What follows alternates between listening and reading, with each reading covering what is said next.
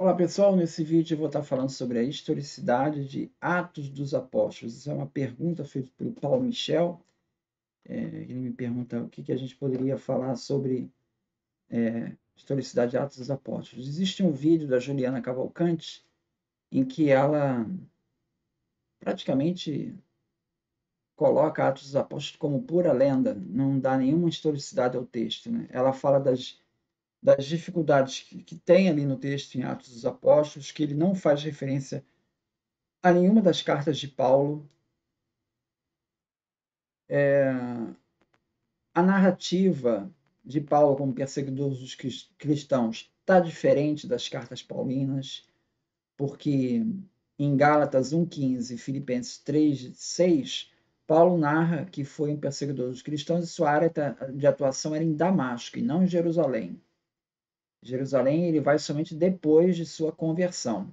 Em Atos dos Apóstolos, as atividades de Paulo estão centradas em Jerusalém, que persegue Estevão, e depois é que ele vai para Damasco. Então temos ainda uma inversão de locais. Tá? A questão das cartas que não são descritas em Atos é outro problema. A questão da conversão de Paulo, existem diferenças na conversão se você compara a descrição em Atos, lá em 9:3, 22:6, 26:12, com o que aparece em 2 Coríntios 12:1. Tem detalhes que são diferentes. Então, ela conclui que Atos dos Apóstolos, então, é um documento, do ponto de vista histórico, problemático. Ademais, você tem Atos de Paulo e Tecla, que tem narrativas é, que se afastam de Atos dos Apóstolos. Enfim, é um documento que não merece confiança. Né? Isso, Juliana Cavalcante falando. Que a gente poderia dizer sobre isso? Bom, com relação a isso, eu vou trazer então o testemunho de Raymond Brown, Introdução ao Novo Testamento. Então ele vai falar sobre os erros que aparecem em Atos dos Apóstolos. Os mais óbvios estão na história da Palestina. Fala de algumas imprecisões. Sim, portanto, contudo, essas pequenas incoerências não significam que possamos descartar a historicidade geral da imagem do cristianismo primitivo em Atos, da mesma forma que imprecisões em Joséfo e discrepâncias entre antiguidades judaicas e guerra dos judeus não nos dão o direito de rejeitar a historicidade total de Joséfo. Então, veja, aplicando essa regra da Juliana a Flávio Joséfo, nós teríamos que também descartar todo o texto de Joséfo, porque ali também a gente encontra coisas fora de ordem, inconsistências e esse tipo de coisa. Então, não é razoável usar um peso para um e outro peso para outro. Não é razoável, tá?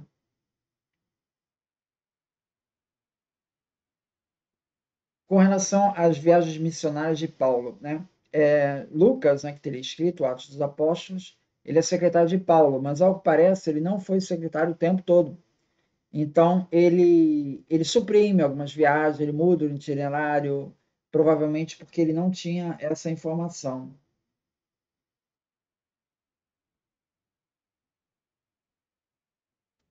Aí vem aqui falando: interessam-nos os fatos das viagens de Paulo. Há muito tempo os estudiosos britânicos Lightfoot e Ramsay salientaram a extraordinária exatidão do conhecimento de Atos sobre os títulos bem diferentes dos oficiais municipais e imperiais em várias cidades visitadas, por exemplo, em Atos 13:12, 17:6, 18:12, 19:31. Uma precisão muitas vezes confirmada por inscrições datáveis descobertas nos respectivos sítios. Acima de tudo, o livro é também acurado acerca das fronteiras e do posicionamento dos distritos e províncias nos anos 50. Essas observações constituem um fator importante no questionamento da tese de que Atos foi uma ficção escrita no século II, pois, àquela altura, até mesmo um pesquisador meticuloso teria dificuldade em ser tão preciso acerca de tais detalhes. Da mesma forma, grande parte do que Atos nos conta corresponde muito bem ao que podemos determinar nas cartas de Paulo. Considerando que ele não foi uma testemunha ocular dos fatos que narra e que ele é altamente seletivo, o autor de Atos não obtém notas ruins quanto à precisão histórica nas várias seções de seu livro. Embora tenha escrito mais de um estilo bíblico no que estilo histórico clássico, não é ridículo pensar que o autor tenha sido um candidato adequado para membro da confraria dos historiadores helenistas, ainda que jamais pudesse ser eleito presidente da sociedade.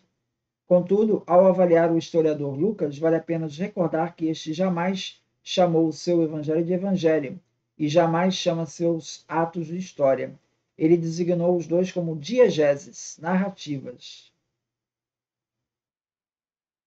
Em Atos, a narrativa que ele desenvolve tem como objetivo primário oferecer segurança aos que creem e fortalecê-los com intuições teológicas. Portanto, seja qual for a história que Atos conserva, está colocada a serviço da teologia e da evangelização pastoral, o que não desqualifica totalmente do ponto de vista histórico. Tá?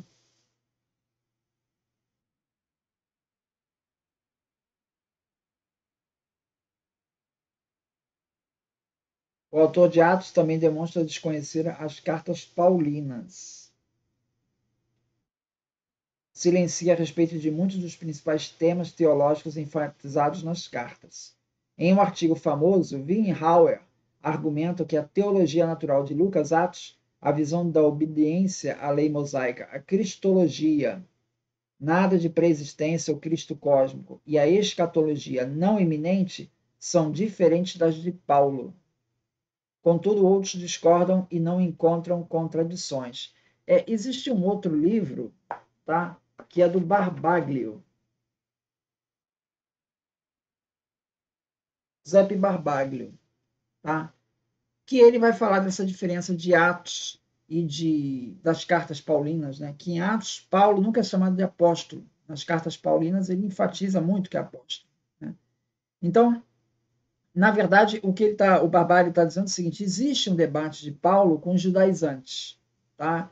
Com os mais seguidores aí de um cristianismo judaico. Seria Tiago e Pedro, né?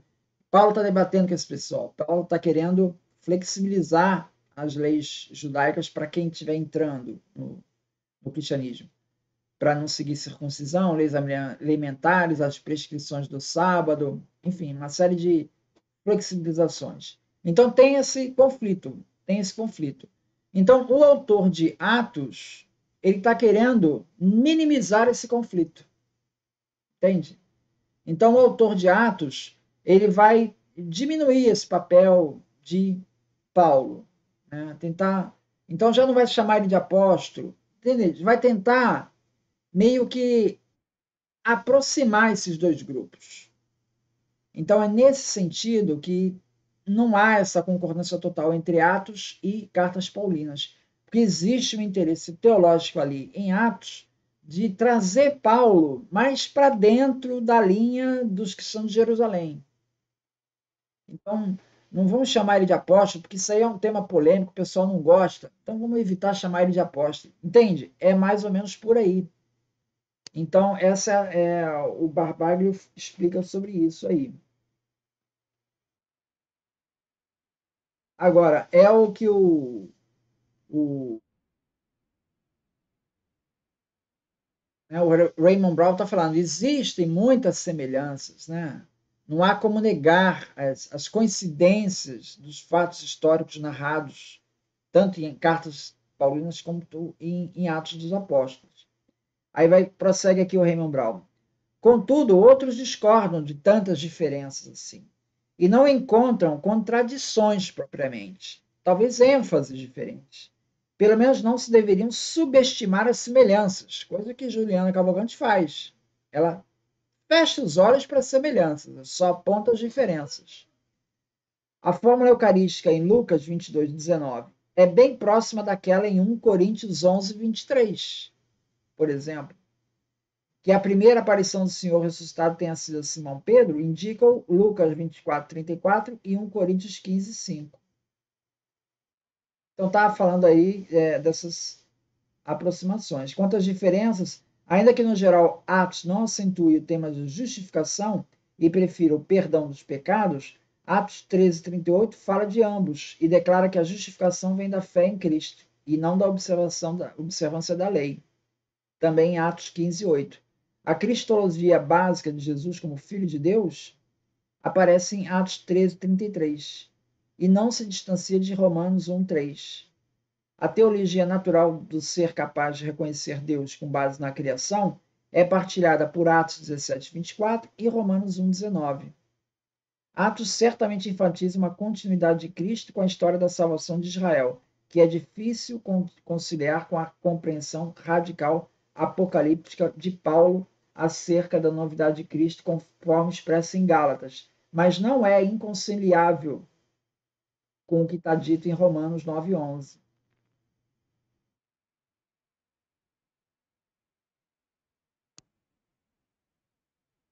Então veja, existe muitas semelhanças e a ponto de chegarmos à conclusão de que não é possível descartar Atos dos Apóstolos como sem qualquer historicidade, né? Há que se analisar também as semelhanças e os contextos.